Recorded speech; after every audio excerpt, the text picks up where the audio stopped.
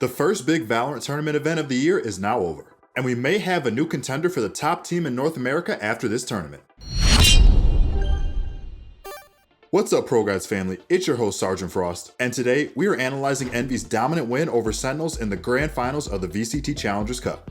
Before we hop in, I want to mention that our new course with the Pro Player Psalm is now live on our website. This course was made for anyone who wants more in-depth help from a pro. And we also have a promotional code FPS25 that you can use at checkout when you purchase anything on our website. Let's not waste any more time and let's hop right into this video. Before this tournament, Envy has been a relatively quiet team within the North American pro scene. After several roster shuffles last year, this tournament they were running with Crashies, Caboose, FNS, Mame, and Food.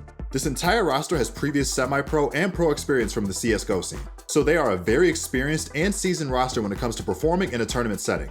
On Haven, Envy crafted a team comp built around info gathering. They utilized the Sova and Cypher to do the dirty work of finding out where the Sentinels players were at all times. They rounded out their comp with two of the best duelists in the game, Reyna and Phoenix, and they finalized their roster with Omen. Omen is used primarily over Brimstone on Haven because his rechargeable smokes come in handy on a 3-bomb site map like Haven. This team comp is a perfect mix of map control, fragging power, and intel gathering. You'll see as the game goes on, the Sentinels have a hard time trying to keep this roster down because of Envy's intelligent drafting. One of the key things I want you to look for in Envy's defense on Haven is how they play grouped up as a unit instead of spreading themselves out too thin on defense. This tactic of map control they are going for is what I like to call making a big map feel small.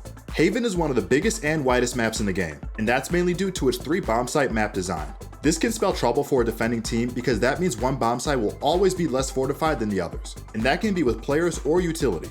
There are two ways to efficiently defend this map in pro play, and they both involve gambling with map position. The first way is playing off B site and stacking your players towards the A or C sides of the map. This is spreading your forces wide across the map and betting that your team can retake B site if the round develops. A well-known pro team that commonly does this tactic is 100 Thieves, and they pull it off by using passive utility like Cypher, Tripwire, and Cam in B site to see if the defenders try to enter in. And the second way to defend this map is to group your players in the mid areas of the map like B site, garage, and A link and wait for the attackers to make their move on a site. And from there, your entire team can rotate at once and properly set up flanks to pincer the attacker team in post plant and trap them. Let's start off the pistol round to see Envy's stellar Haven defense in action. Starting off with pistol round, right off the rip, look at the map positioning Envy is going for as they start off on defense. They have no one on A, 3 players playing corners in B site, Cypher on C site, and Omen playing between both sites in garage, ready to throw his smokes down at a moment's notice. A site on Haven is not a hard site to retake, so Envy gambles their chances and hunkers down on B site and C site where they know pulling off a retake will be much more difficult. Sentinels think they can overpower Envy on the C side of the map, but little do they know, most of the Envy players are more than prepared for a full-on push in garage and C site. Sentinels does a split push, sending 2 players through garage, and they send the other 2 with the spike up C long as they form a pincer movement onto C. The wild card in this situation is their Cypher, who is still back near the spawn setting up his tripwires. Him playing a delayed C take will give him an opportunity to potentially pick off any Envy players taking the long way to rotate. As Sentinels pour onto C site, they wait before planting the spike and sit in Envy's Cypher cage to see if they can catch any impatient Envy players off guard rotating through CT to back site. This gamble they took with delaying Cypher and waiting before planting the spike does not work in their favor. FNS and Food peek around the opposite side of the crates in sight and get 2 quick kills to put the round back in their favor. After that short skirmish of a team fight, the only players left are Caboose, FNS, and Dapper, and this round is not looking too good for the Sentinel squad. Dapper takes his time trying to find an opening by waiting more than 30 seconds trying to see if he can bait out the Envy players, but Caboose and FNS are too disciplined and cut him down before he can even attempt to retrieve the spike. Moving into round 7, Envy are currently up 6-0 on Sentinels and they're making them start to feel the heat. How are they doing this, you might ask? Well, if we look at the map again, Envy are trying to group up around the midsection of the map and they're playing passively for picks. Envy likes to gamble with map positioning on defense and their bets are paying off in spades this game. In this round, they elected to stay off of C site and put 2 players in garage, 1 in mid, 1 in A link, and 1 in A heaven. The Sentinels are trying to snuff out the Envy defenders to find a crack in their defense, but this higher risk, high reward style of close proximity defense that Envy are going for is really limiting Sentinels' options for pushing a site without getting a pick.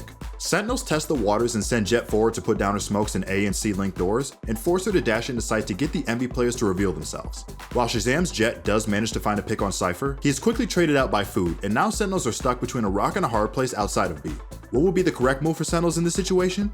In my opinion, the smartest thing to do here is to back off, group up, and use whatever utility you have left to push another site on the map. But that is not what the Sentinels do, and Envy punishes them hard for it. Dapper and Sick decide that the best thing to do in this situation is to push through mid doors, and they proceed to get blinded by Phoenix and get cut down immediately upon walking into site.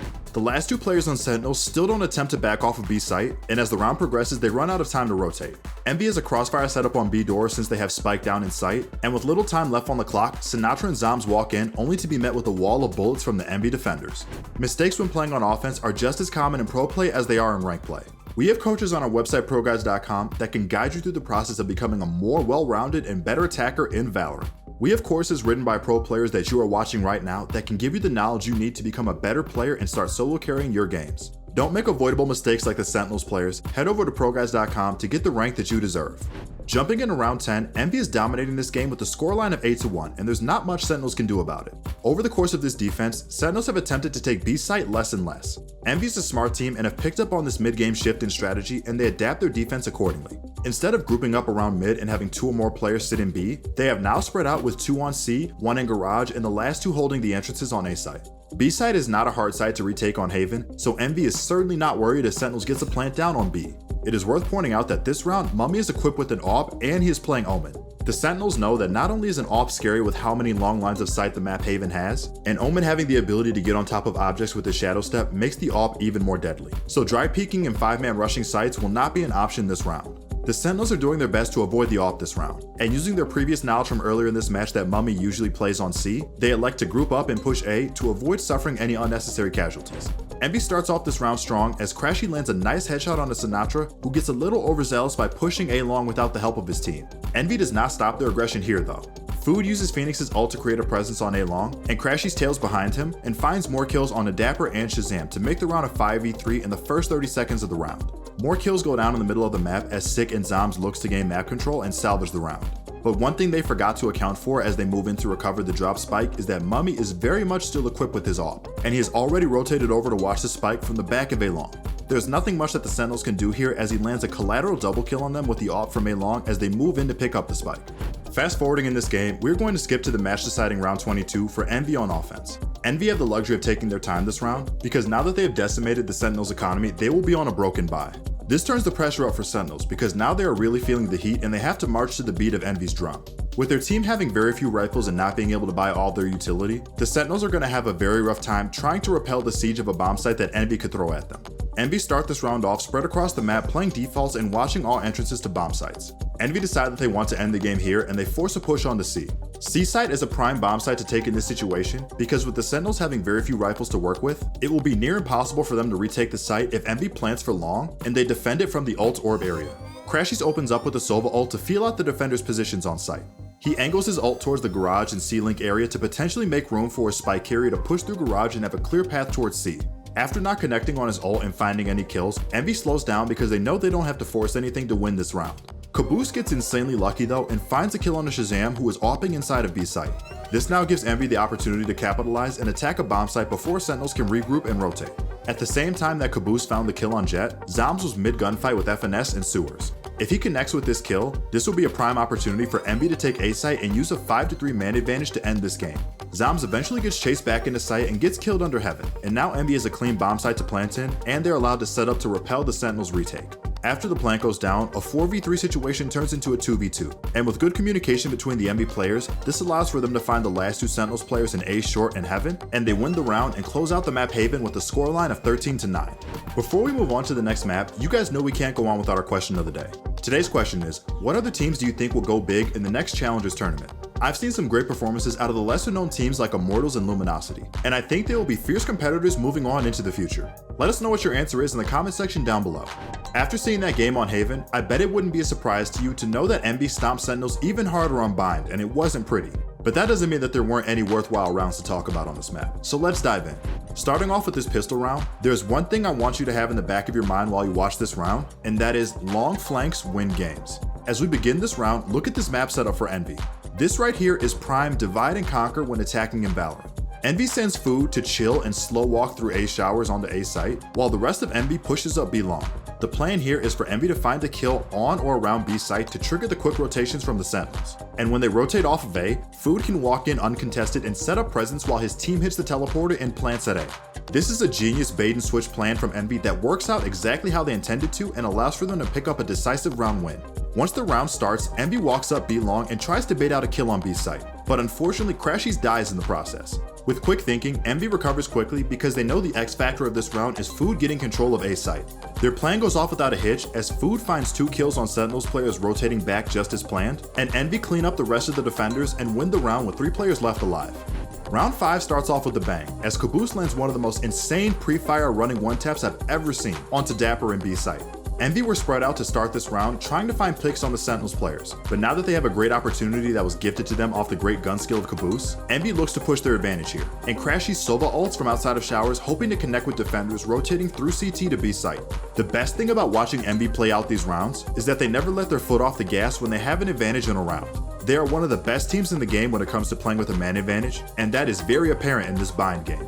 After a quick skirmish at B site, Envy has a 4-3 man advantage after Food trades for Caboose in B site. B is now wide open as Sick is trapped in back halls with nowhere to go. Envy proceeds to set up crossfires on back hall's entrance and elbow, and the rest of the Sentinels players are gunned down before they even have a chance to step on the site. Ending this video on the final round of the match, round 15, Envy are looking to put away the Sentinels quickly and swiftly, so they proceed to gamble and put 3 of their players on B site, and then they have 2 of their players give up backside on A and play close to the teleporter. Sentinels have shown that their attack is very shaky and inconsistent on bind. When you watch their play, they have shown that they don't know what to do when one of their players gets picked off at the beginning of a round. Envy are trying to set up a trap on B by having 1 player in elbow and 2 in hookah. This defensive setup allows for them to not get pushed out of backside by the Sentinels utility, and it gives them security and map control over hookah. Crashies and FNS have a crossfire that will prevent any Sentinels players from running into sight from garden. And Food has FNS's back by watching the hookah entrance to make sure that no Sentinels players get anywhere near this crossfire setup that Envy has. This crossfire setup works beautifully, and FNS manages to get 2 kills on a Sinatra and Sick and gets the spike to drop into sight. The Sentinels are now in deep trouble, because Omen and Raze are flanking to support their teammates and prevent the escape of the Sentinels players. If we fast forward a little bit to the end of the round after a lot of waiting, the hookah defense that Food has set up gets him a clean headshot onto the unsuspecting Dapper as he walks in. Zoms eventually loses the round as he is forced into a 1v5 in B long, and Envy win the grand finals in convincing fashion. Now as we recap this match, let's talk about what Envy did right. Envy has evolved as a team after several roster shuffles last year, and this tournament shows that not only are they starting to click as a squad, but they are dominating teams in a fashion where we have to start considering them as a top 5 team not only in North America but in the world. Their lockdown defense that adapts on the fly was near impenetrable on Haven. Sentinels didn't even have a response for cracking through their defensive setups, and Envy has shown North America that they are the best team in the region when it comes to playing defense on Haven. And let's not forget that their creative plans and quick thinking when attacking allowed them to rip apart Sentinels on bind, and there is nothing that they could do about it. Envy as a team have a playstyle that represents patience and calculation in their play, and very few teams in North America look like they have what it takes to bring down Envy moving forward. Well everyone, that's all we have for our Envy vs Sentinels Challenger Cup VOD review. Make sure to check out our website ProGuides.com for our new courses written by pro players, and be sure to schedule a session with our high elo coaches who are committed to making you a better player. This has been your host Sergeant Frost, and I will see you all in the next one.